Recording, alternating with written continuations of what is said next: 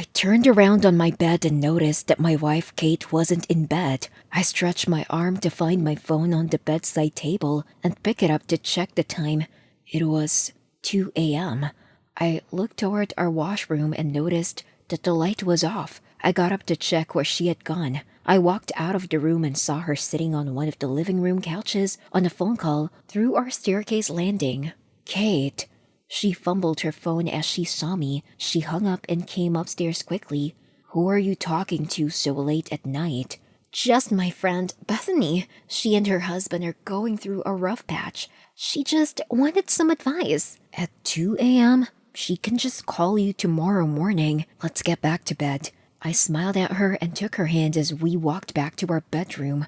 I woke up startled in the morning as I heard Everly's school bus honking on the street outside our house. Everly was our 10-year-old daughter. She was a fourth grader at the junior high school in our town. It was too late for us to make it for the bus, so I sighed and went to wake up Everly. Kate was asleep through the honking, so I didn't wake her up. I got Everly dressed for school and gave her a wrapped sandwich to eat in the car. I packed her some lunch and then we drove to school singing to Everly's favorite Frozen playlist. I laughed as I watched her sing passionately. I gave her a soft kiss on her forehead as she hopped out of the car and ran into her school. At times like these, I truly believed we had a perfect little family.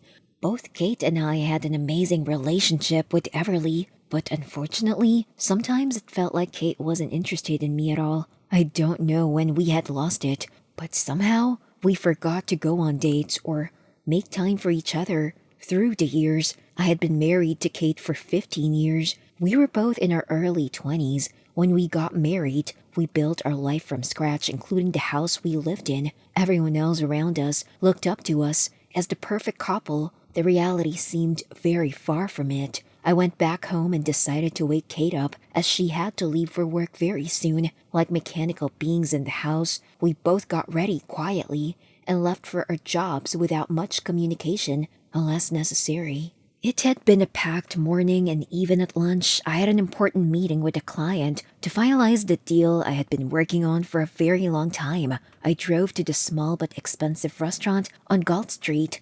I looked at the fleeting high-end hotels around me as I drove by them. It wasn't common for us to come to this region unless for meetings like these. I walked into the restaurant and then to our reserved table. I sat on our table with a glass of water while I waited for the client to show up. We discussed everything as we ate, and after lunch, he finally signed the deal and we got up to shake our hands. He walked towards the door and I followed him, but not before I noticed some familiar faces on the right end of the restaurant.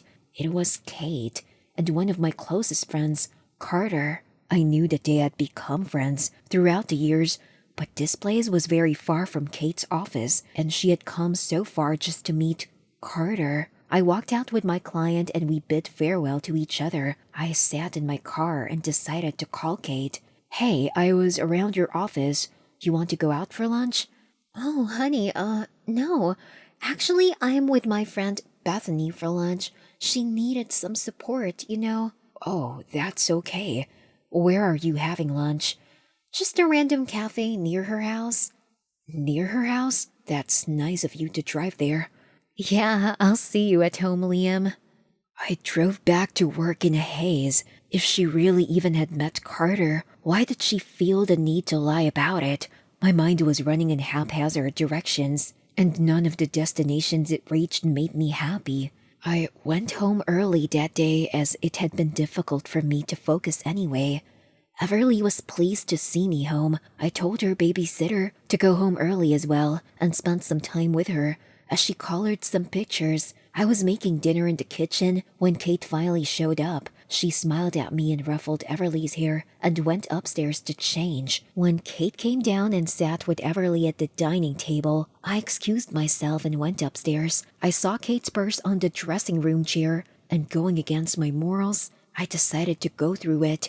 I found a lone rose in the purse, some makeup, and her phone. I pressed the side button and it opened up the home screen. There were 3 messages from Carter.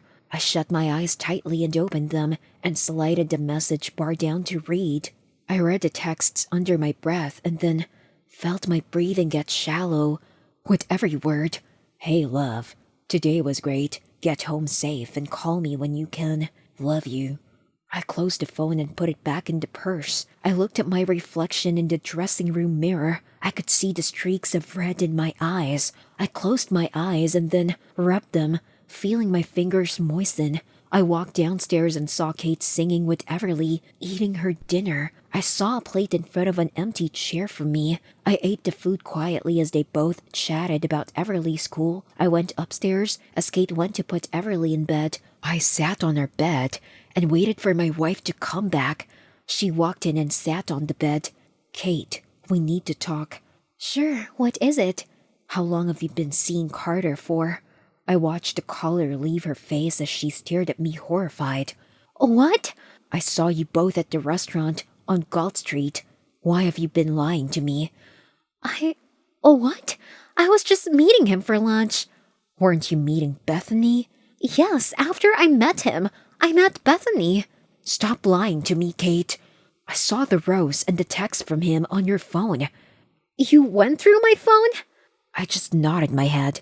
It wasn't working out between us. So you decided to spend time working it out with Carter? No, it just happened on its own. I'm sorry, Liam. Please, let it go this once. I can't. I'll call my lawyer tomorrow.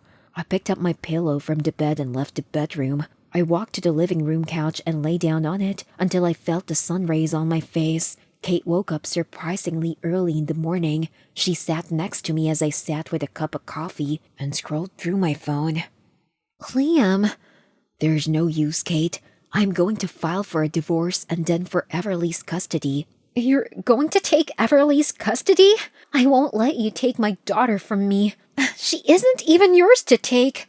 What? She isn't mine to take? I was talking about shared custody. Oh, she isn't mine? How did you even say that? Never mind, I just fumbled with my words. Let us talk before you decide on all this. You fumbled? Kate, if I find out you're lying to me again, it's not going to be good for us. Liam, don't be like this. I'm not lying to you at all. I just made a mistake, and I was embarrassed. I've ended everything with Carter, I promise. We've spent 15 years together. We can't just decide to break it so easily. You should have thought of that before you started dating my friend. I decided to leave for work early and left. I kept going through my conversation with Kate in my head again and again. Finally, at 2 p.m., I decided to get my answers once and for all. I picked up Everly from her school and drove straight to the hospital. I asked for a DNA test, and they obliged. I paid them some extra cash, and they told me that I'd get my report online by the end of the day. I called up my family and told them about everything that happened between me and Kate. I took a day off from work, dropped Everly home to her babysitter, and went to meet my lawyer.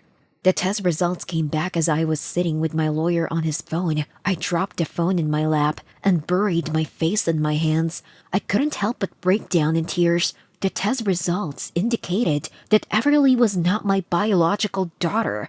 I had been taking care of her ever since Kate was pregnant. The test results hadn't impacted my emotions for her at all. I still felt like the father she believed I was. I told my lawyer about the results and he gave me the confidence that I could still fight for her as I was still her legal parent. I found out that Carter and Kate had been dating 4 years after our wedding, and Kate had gotten pregnant with Everly the year after that. She had suspected that Carter could be the father, but didn't want to indulge in it at all. We fought the court battle for a long time. Unknowing that Everly was his daughter, Carter wanted to fight for her legally as well, but with Everly only knowing me as a father figure, made it extremely difficult for Carter to hold his stance in court. Eventually, the court decided that I and Kate would share custody of Everly in Carter's presence, as her biological father shouldn't interfere with my and Everly's relationship. During the court battle, Carter and Kate had a lot of altercations, and even they decided to part ways and break up. I despised seeing Kate every day, thus we agreed on having Everly at our places on alternate weeks. Kate moved out of the house to a single-bedroom apartment near her work. Her parents were ashamed of her and didn't want to take her in or help her in the process. They apologized to me profusely and told me that they would stand by me at any time I would need them. Even though I and Kate had divorced, it was hard to adjust to being a single parent after being married for 15 years, but every time I made Everly laugh, it all seemed worth it.